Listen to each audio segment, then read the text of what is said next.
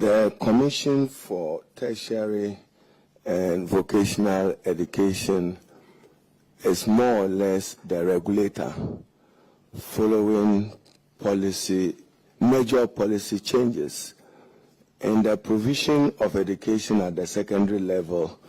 Chair, we all grew up knowing Ghana Education Service, the GES, but government decided to emphasize technical and vocational training in order that we take advantage of skills-on training to equip young people to prepare them for the world of work. So the Commission TVET was hived out of the GES to be responsible for those institutions that are directly dealing with skills training. They are getting a lot of budgetary support, and they're also getting lots of donor interest and donor support in what they do, particularly from Germany, Italy, and the EU generally, lots of investment. Apart from examination charges, they also engage in some activities that they earn money, and that is what will qualify them for IGF. When they produce the artisans, those who are trained, and they take some activities. Thank you. Thank you. There was also an increase in your goods and services. Is it the case that because you're receiving more funding, you keep spending more? Honourable member, they need more. If they had more money, it would be more useful for them to undertake their activities. They need more. Your investment income, what constitutes your investment income, please? There was a slight decrease. What is the cause? As I said, donor funding by way of grants, they have what they call the e-voucher project and others, and that is dwindling, and that accounts for the decline in investment income. Thank you. Okay, if we look at the state, your non-current assets, there was an increase in your non-current assets, and you are attributing it to revaluation. I know when it comes to revaluation with land and maybe properties, it goes up. But with your plant and equipment, how come you revalued and it went up? It will largely be one attributable to the lands and property because of the investment in those areas. Thank you. Hey, you seem to be doing well, so keep it up. Thank you. Thank you. Honourable member, are you done with that one? Okay. Let's go to Ghana Academy of Arts and Sciences, and it's at paragraph 614. And Honourable Akwesi Kunedu will handle that one, please. Thank you very much, Chairman. Chairman of interest, first and foremost, Minister, welcome. Thank you, Honourable Kunedu. Akwesi. Minister, I think I would have two issues on with the financials. One with the statement of financial position and one with the statement of financial performance. And I'll take the latter first. It has to do with other incomes. That increased significantly, over 160%. 2021 was 683,000, but in 2022 it went up to 1.7 million. What is the component of other income for the Ghana Academy of Arts and Science?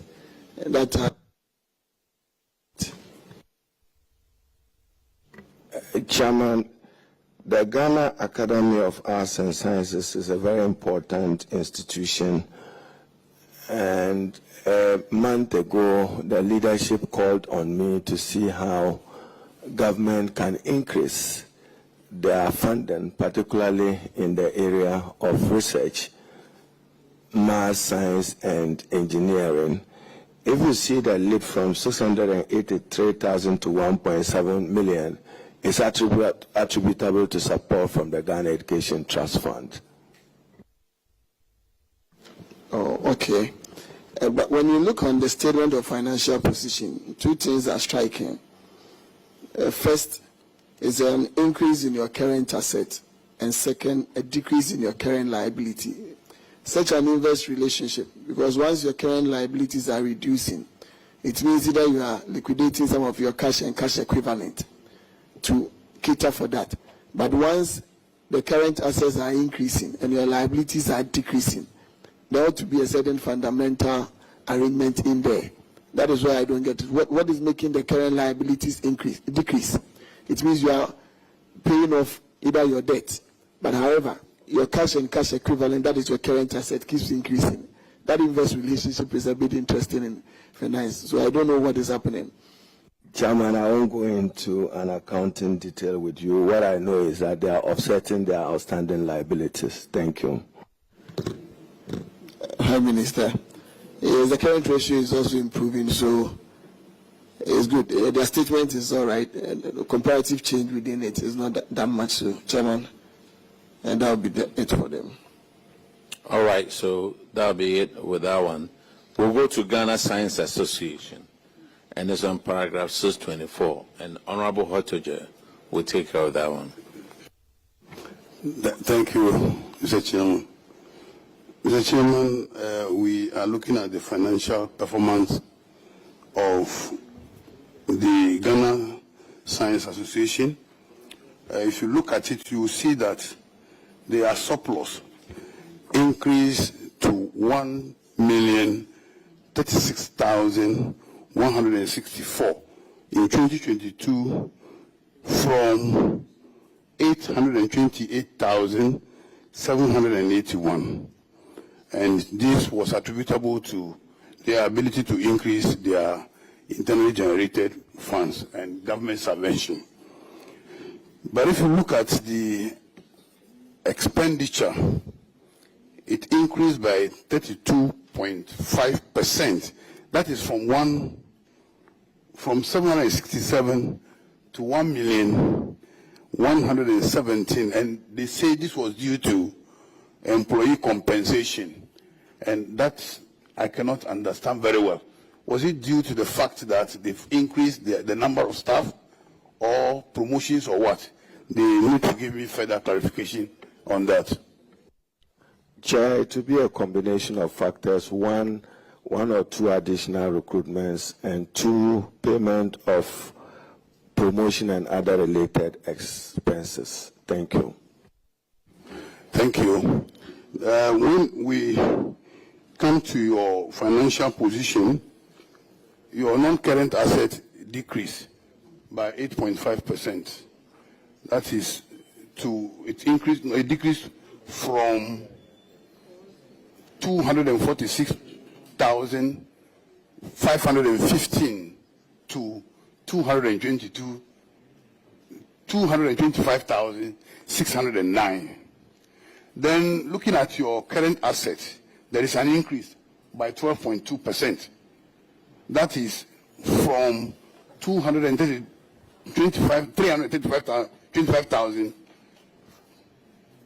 That is from 365,000 to 325,000. And your current liabilities also decreased by 13.9%. Your current ratio has improved. That is from 1,225. That is 4.0. That is 4:1 in 2022. Congratulations for that. He helped me. We worked together to make sure that the university funds had a very quiet temperature. So, yes. Yes. So, Professor Salifu and Dr. Jinapo. So I know them very well. I have gone through your accounts.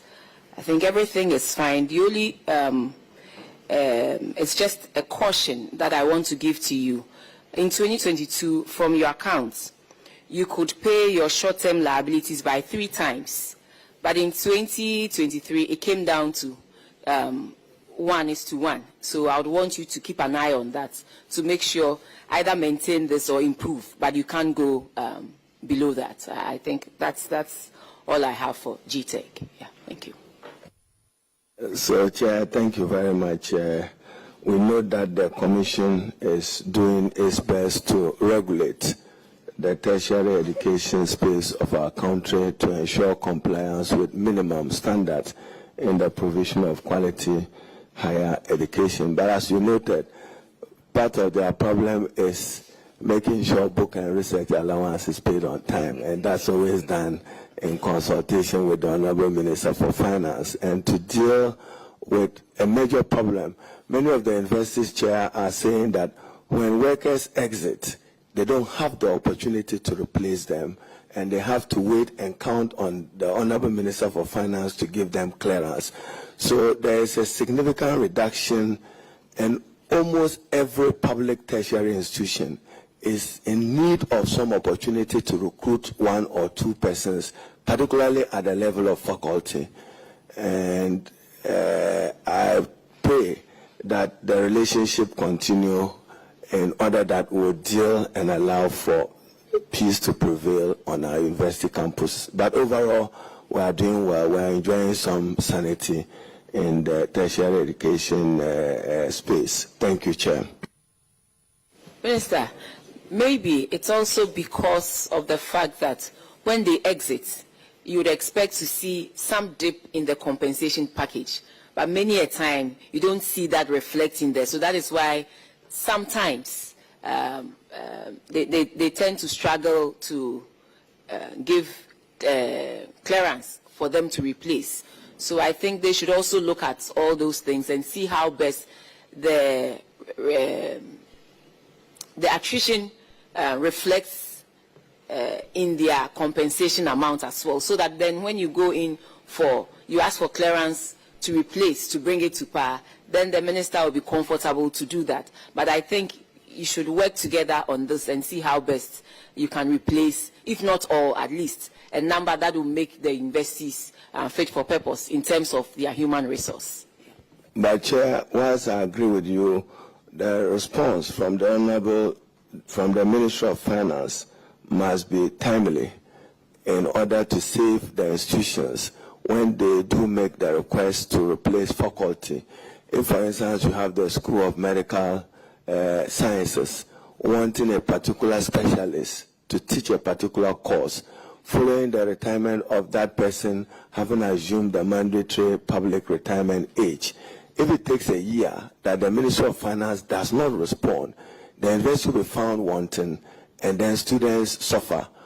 And I think that we can manage it better. The better explanation I got from the Ministry of Finance was that when they exit, you have a watchman exiting. That's not comparable to a librarian living, and that's not comparable to a lecturer living. So replacements must reflect the standing of the person, but it must be done and done timelessly. Thank you, Chair. Thank you, Chairman. Minister, my question goes to the GTEC boss. He's been in the news for many reasons about titles, how people earn their titles. Some said you are being selective. Some said you are doing witch hunting. Can you use this platform to explain to us what is happening? Chairman, this matter is being thoroughly looked at. The Director General of GTEC is acting in accordance with his mandate and the law, and recognizes that whoever is affected by it will be pronounced as he is doing.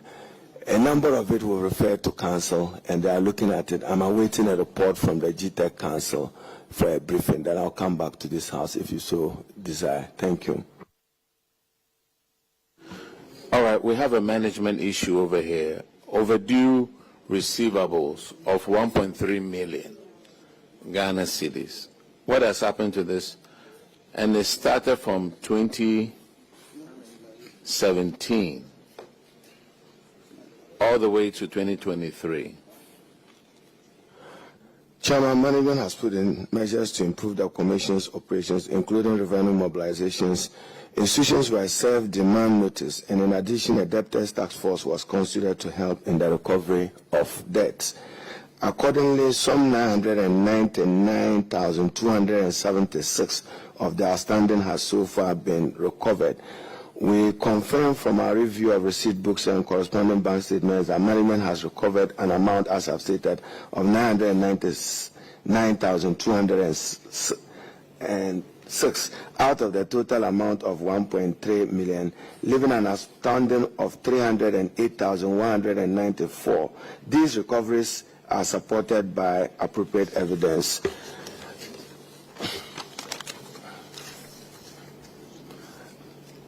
And the outstanding shall be fully recovered. And going forward, Chairman, definitive timelines will be given for the payment of all fees to forestall future occurrences of institutional debt. Chairman, along the line, I probably may even have to come back to Parliament on GTEC. They issued this deadline that institutions were not in compliance, particularly those providing private tertiary education. If you don't have a charter, then you may have to fold up. Government is reviewing that position, and there may be a policy review of it to extend the moratorium, but certainly not to perpetuity. But we would give them some space of time. Chairman, noting that not every qualified Ghanaian student has the opportunity to be admitted into a public tertiary institution, they will be in denial if we were to be high-handed in terms of the regulation. But that's what the law requires him to do. So I may seek a review of the law in order that we extend the period of the charter and then learn from best practice. What happens in Australia, what happens in the US or UK? How are those private institutions able to cope with the public tertiary institutions? But Chairman, the joy is that in Ghana, more Ghanaian students of that age are accessing higher education, and that's good for our country. Thank you. Honourable Minister, to a lay person like me, what is the essence of the charter, and why is it necessary for all private universities to have it? Chair, it was to ensure that they meet the minimum regulatory standards in the provision of quality tertiary education. One, infrastructure. Do they have enough good classrooms, lecture rooms, laboratories, and others? Two, faculty. What's the strength of their faculty? If the requirement is to be a PhD or a professor or an associate professor, do they have the minimum number of persons in that particular area? And then also there is accreditation of courses. The GTEC also issues accreditation of courses, whether the institution is readily prepared to undertake that particular course of training. If, say, for instance, you are providing higher education in biology and you don't have a laboratory or chemistry or physics, then GTEC is not likely to support you to undertake that activity. So in the law which was passed by Parliament, some time period was allowed that if you were not able to charter, you may fold up. And Chairperson, if we did that, apart from the students who will be affected, Ghanaians in the private sector who are investing in private tertiary education, that will be a disincentive to them. And they've done well. I mean, if you look at whether the church-related institutions, whether it's the Catholic Church or is the Pentecost Church or the Presbyterian Church, which is providing higher education, they've done pretty well in partnering government in providing that. So we will review the legislation, but not to perpetuity. It won't be forever and ever. Then you keep saying that, give me more time. It cannot be. But at least let's give them some time, because the challenge is how many students are they able to admit? And they are fee paying. How many parents? It's the same Ghanaian parents who are paying because the ward or child could not get a public tertiary education. So standards will not be compromised. But I think that we should allow them time and space to justify their expenditure and the training they are providing. Thank you. Auditors, could you confirm the amount collected by GTEC? Honorable Chair, a total of 999,276 cedis has so far been recovered, leaving a balance of 308,194. Thank you. All right. Now we go to Ghana Library Authority. Honorable Opoku Ansa will take care of the financials.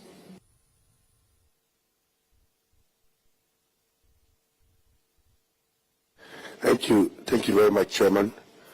Minister, I'm looking at your financial performance and deficit. The report shows that the year ended 2023 with a deficit of some 5.76 million. And if you look at your financials, this is worse than the previous year.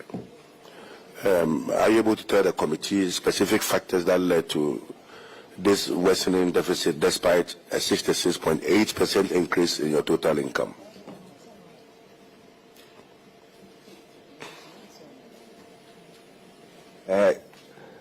Puku, just refer me to the paragraph. What I do know is those that are related to overdue withholding tax not remitted to the GRA as the main concern. We're in the management report. No, we are looking at your financials, and this is in paragraph 647. Paragraph 647, yes, right. Please. Thank you. Just 1 minute to refer to it.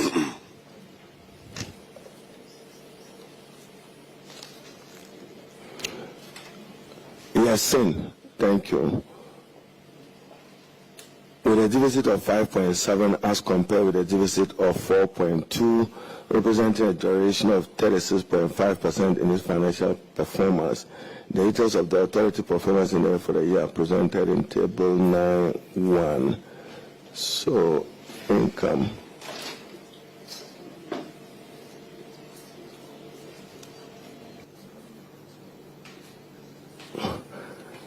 In the past, it was attributable to increase in grants.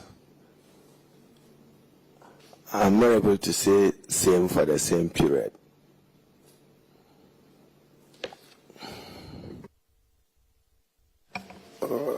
Yes, I mean, so you see that your grants has increased significantly, and well, we've just to 32 million from 19 million. And how was this extra funds utilized? And I mean, we are wondering why your expenditure still outpaces your income. Chair, there is demand for libraries across the country, and I engage in the provision of some library facilities in different parts of the country. That explains the increased expenditure of the Ghana Library Authority. And Chair, they can do more. I intend again coming to Parliament. We should borrow from the American experience of having presidential libraries across the country in honor of those who have democratically served our country. You can have a dedicated library that does it. And Chair, the reading culture in Ghana needs to improve. I mean, we travel abroad in the morning, everybody is holding a newspaper or a magazine. And then you come to Ghana, it is only when you have to comment on the report that you look around to see the report and catch your breath on the report. So we generally have to look at the reading culture of Ghana. Chair, I was in the Brown-Hafo region, and I'm particularly encouraged by the enthusiasm and support of chiefs. The Omahini of Sunyani invited me home and said, look, what does it take for government to complete the Sunyani Regional Library? I've gotten a similar request from the chiefs and people of Koforidua. What does it take? Then, Chair, you go to many of their schools, they do not have adequate and supportive libraries. We need to invest more in libraries.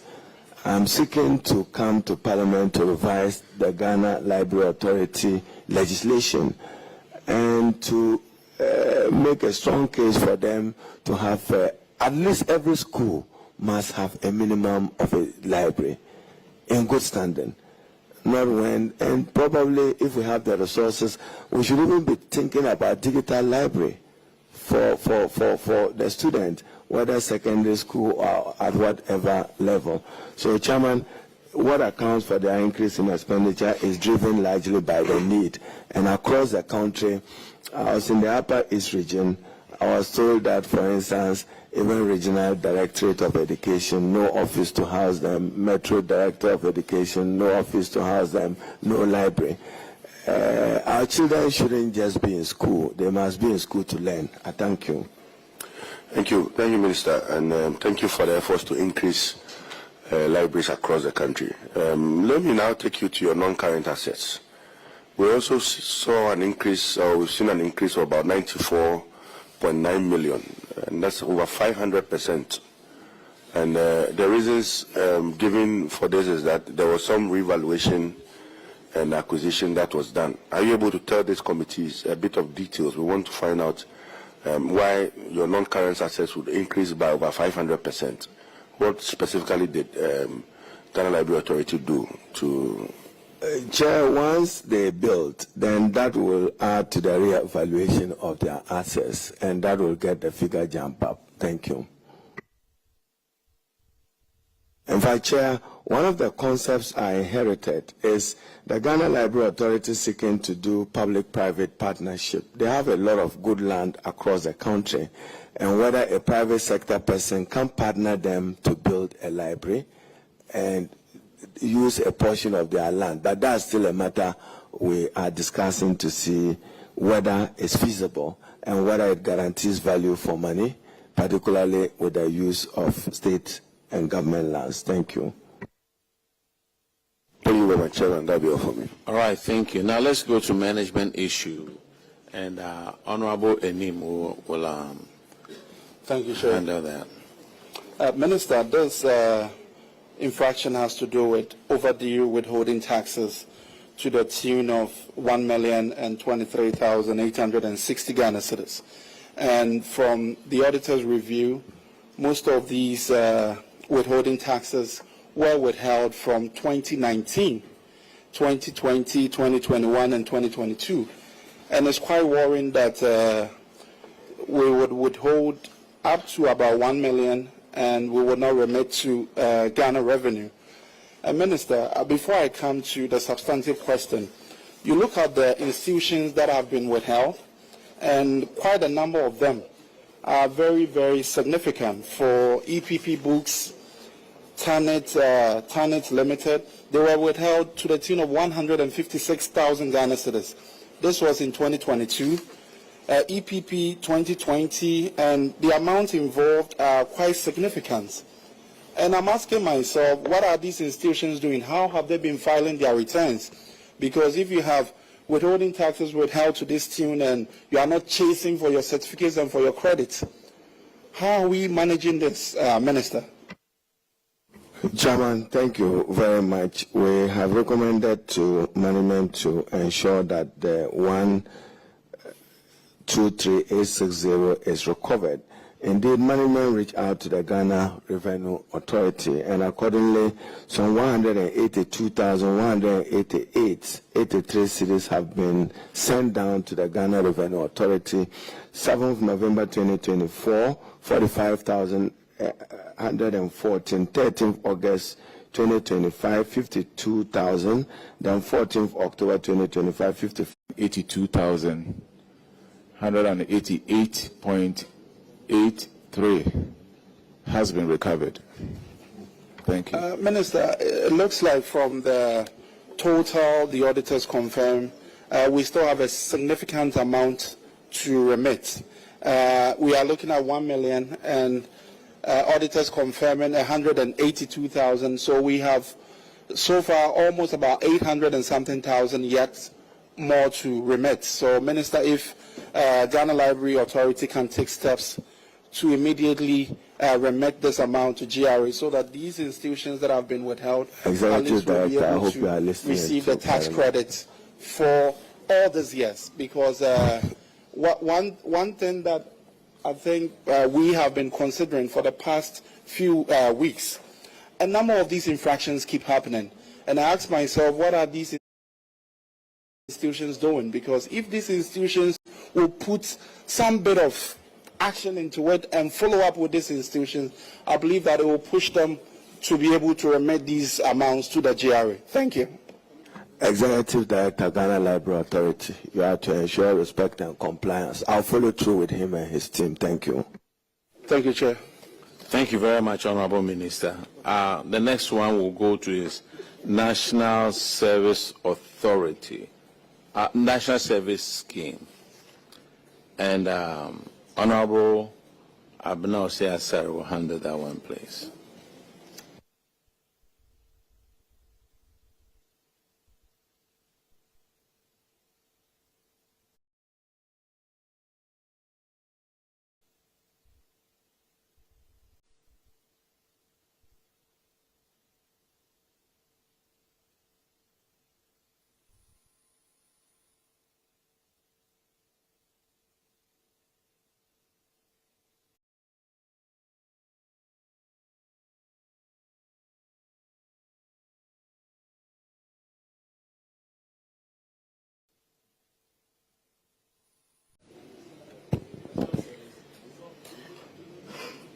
Honorable Minister, should I go on?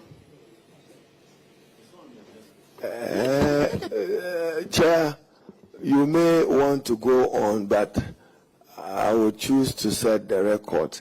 I'm not responsible and I do not exercise oversight over the national service. So that is why I asked you. And the President Mahama's reset is more of a youth-related activity and accordingly have been placed under the oversight of the Honorable Minister for Youth and not the Ministry of Education.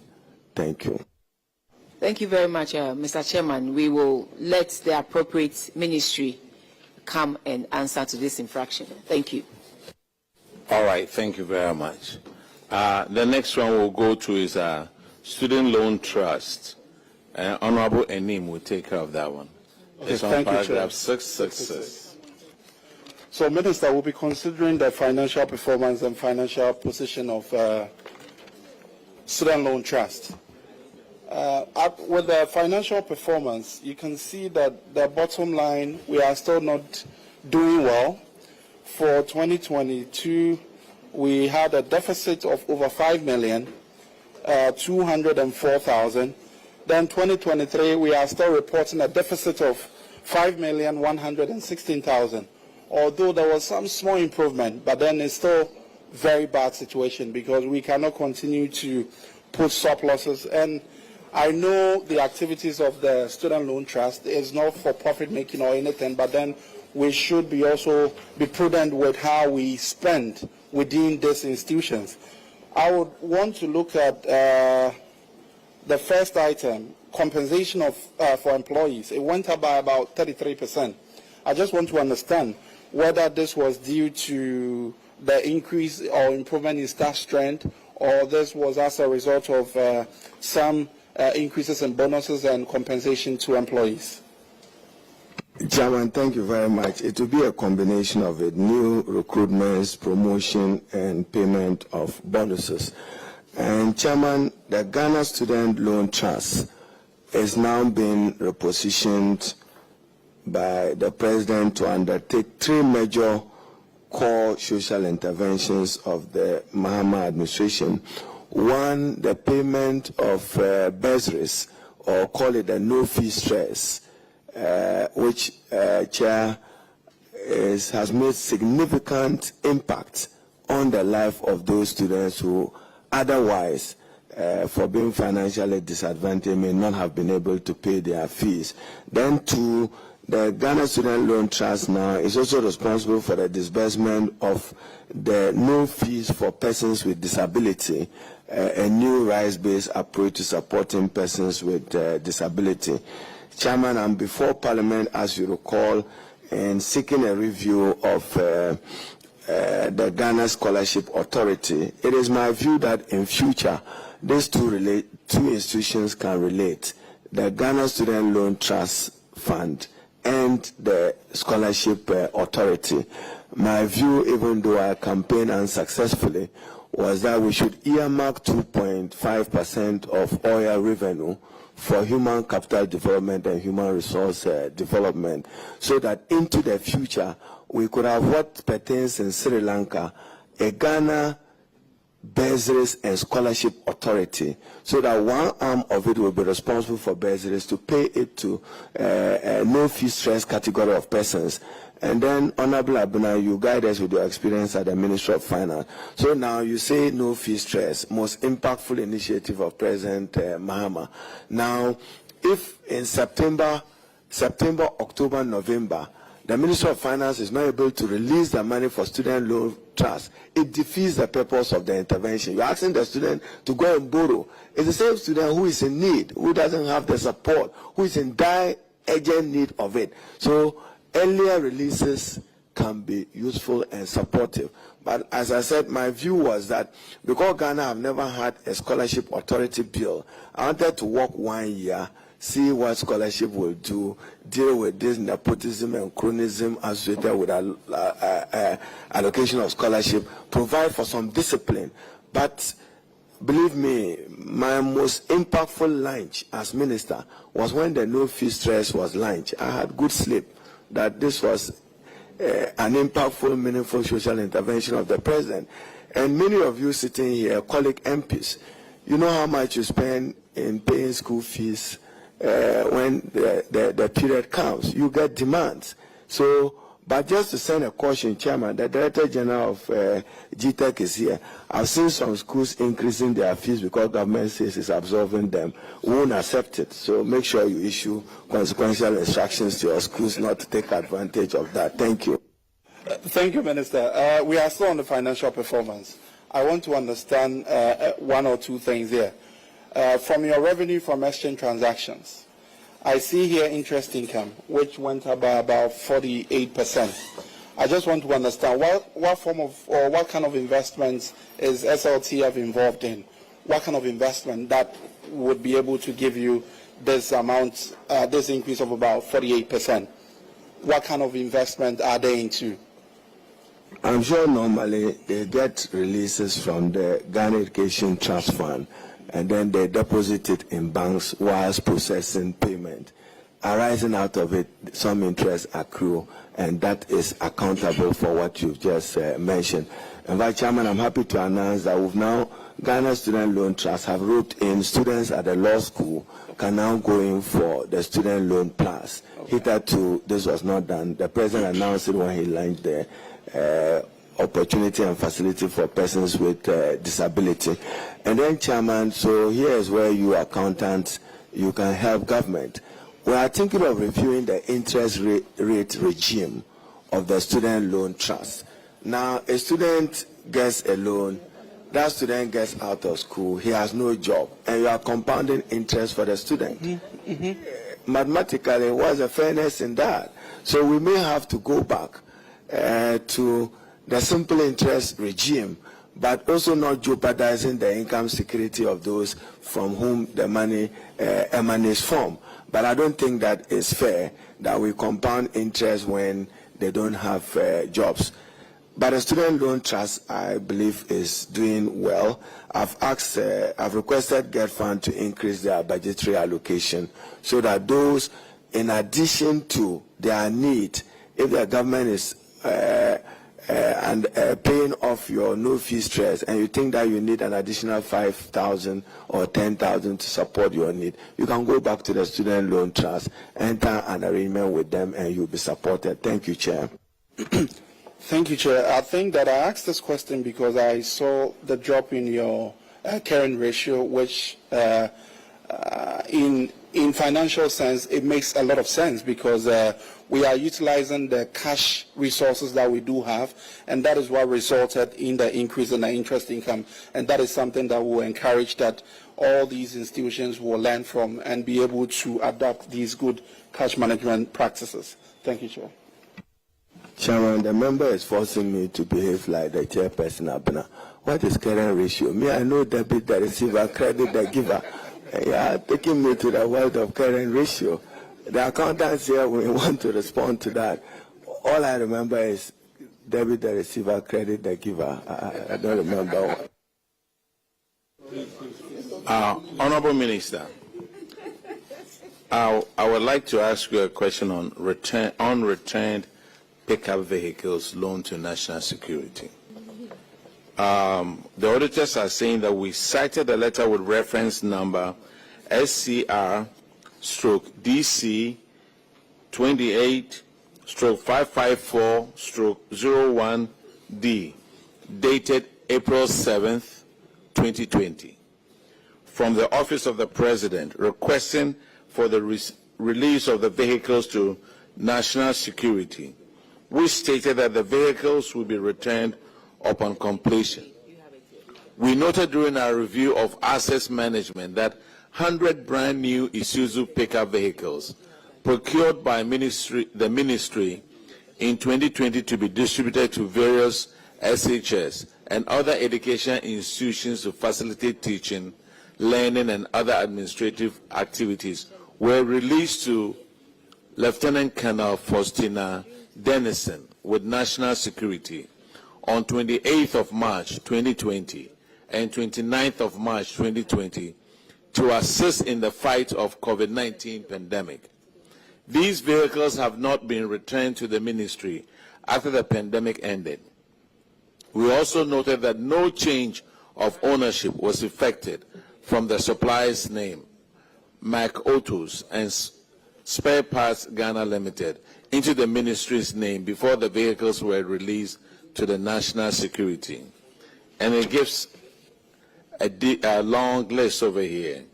We recommended that the Chief Director should, as a matter of urgency, recover all the vehicles, and any vehicle not in good condition should be replaced by the national security, failing which the Chief Director should be held liable. Minister, what has happened to these vehicles?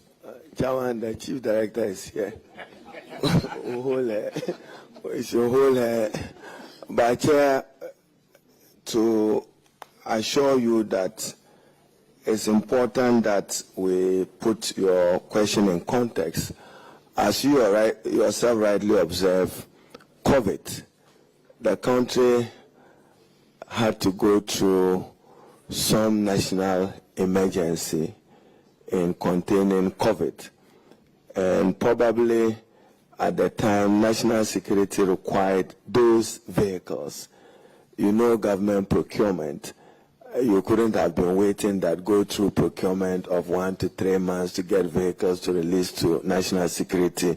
They needed to be around the country to support health emergency staff in fixing and supporting the delivery of health services to those who require them. Chairman, I'm liaising with the Office of the Chief of Staff and the Office of National Security Coordinator for the retrieval of those vehicles. Chair, I'll share with you a letter edited and signed by me, which I forwarded to the National Security Coordinator to account for those vehicles, and I'll do follow up on them. I thank you.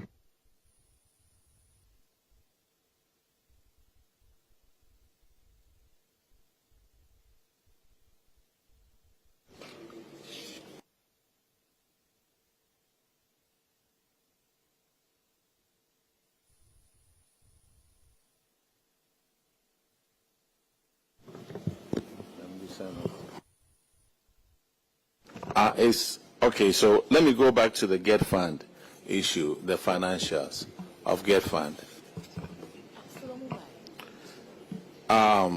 Looking at the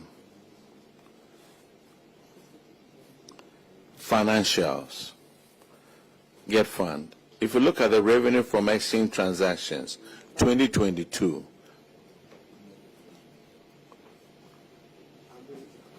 Minister, will you be the one answering the questions of Get Fund? Chairman, I'll attempt. If you are not satisfied, then the Get Fund administrator himself will come in. But I'll attempt an answer. Honorable Minister, then maybe we need to reschedule them. Chairman will be happy if you reschedule us to deal with the Get Fund. Okay, thank you. Honorable Akwesi Akonedo has a question to ask. Chairman, thank you very much. There's a very quick one. Minister, the Public Accounts Committee is one of the committees that is of very important and relevance in our financial management arrangements in this country. Because once Parliament allocates monies to ministries, agents, and departments, it's important that accountability, fairness, prudence, and transparency in its management is required. With your rich experience, I met you as a majority-minority leader, and with you being in this house for a very long time, in just about, say, 3 sentences, how do you find this committee, and how do you think that in this 9th Parliament and going forward, we can augment the work that we do so that at least the nation's finances and the people who are entrusted with the care of these monies will be prudent, fair, and adequate in the management of these resources? Thank you very much, Honorable Akwesi Konedo. And, if there is a medical person in this committee or in this room, growing up, I'm reminded that a flawless diagnosis at autopsy is impossible. So when the Public Accounts Committee, you are doing very well, and you've saved the country billions. Even the mere, for those of us with sociology background, the mere fact that he is to appear before public accounts operates as a social control measure. Will I survive? Can I survive? Will I make it? Restraining. It will redefine public officers' posture. And you are holding us accountable as required by the Constitution. I believe Article 187 mandates you. But, Chairman, the Parliament of Ghana and the executive and the judiciary have not been fair to the taxpayer. We ought to remember at all times that sovereignty resides in the people. And when you are spending public resources, we all must be reminded that there will be dire consequences when you betray the public trust. Now refer to Article 1876 of the Constitution. It says that Parliament shall, after debating the report, where necessary, recommend a committee in the public interest. So if from 1993 to yesterday, Parliament has not been responsive, that is an injustice to the Ghanaian people, in my view. But it doesn't take the Auditor General. He has done his work. It counts to you at public account. But again, Chairman, Ghana, we operate with law. There is a worrying Supreme Court ruling on the matter. So, for instance, if anybody appears before your committee and then, forgive me, somebody wants to do a prosecution based on Public Accounts Committee, the Supreme Court ruling, I don't have the title, may operate as a limitation because are you exhaustive? After your committee, nothing happened, no committee. The Supreme Court and the courts of Ghana will be guided. So my advice to your committee is not just your committee, but Parliament. I know President Mahama recently announced that he was going to engage with the Auditor General, the Chief Justice. I think he should extend it to include the Speaker of Parliament so that the trial will have a discussion how to move beyond public account findings. And it is only Parliament. It didn't say the executive. It didn't say the judiciary. It says Parliament. There are many things, 1993, the Constitution guaranteed that, including spousal rights. We've gone to sleep on it. Since 93, you don't have legislation governing that. So my advice is that, in fact, in Australia, the Auditor General sits in Parliament. That's how important they view the work you are doing in some Parliament. In fact, the best ally of Parliament is the Auditor General. But in Ghana, you are interested in what I said, post-mortem findings. When the harm has been done, then Abuna, the able chair, will question and query us with members of the committee. But I think that in terms of guaranteeing and ensuring accountability from the days of Skandapa, Salas Mensa to Abuna Asari, you are doing a good job in holding public officials accountable to respect the Public Financial Management Act and other enabling legislation. But we can do better if the three co-equal organs of state will be minded that they need to protect the public purse and guarantee value for money. I think that would be useful. Thank you. Yeah, Minister, thank you very much. But we always seem to forget that audit is done at the end of the year. So it is not when, I don't think in their position they would want to do it after the harm has been done. But their mandate says that they will have to audit at the end of the year. So that if we have our internal controls in the various ministries, departments, and agencies working efficiently, beyond what they also do, we can help to bring the many infractions that they are cited at the end of the year down if we enforce the sanctions as we meted out to any public officer, whether a political figure or a public servant. If we are able to enforce those sanctions, I don't think that the infractions will be so much that at the end of the year, when their mandate is to look at things at the end of the year and they come, we will see the number of things, the number of infractions we are seeing. So beyond what we do, we should also make sure the systems and the processes that have been set in the law for proper use of public resources, we should ensure that they work.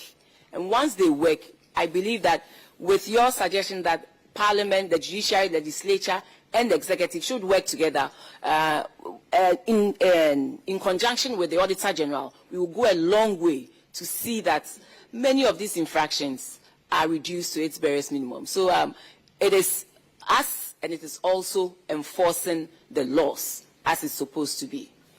Chair and Honorable, but I know where you stand when it comes to PFM, Public Financial Management, with the like of Tekpe and Ivame. So I'm not saying that there shouldn't be efficiency.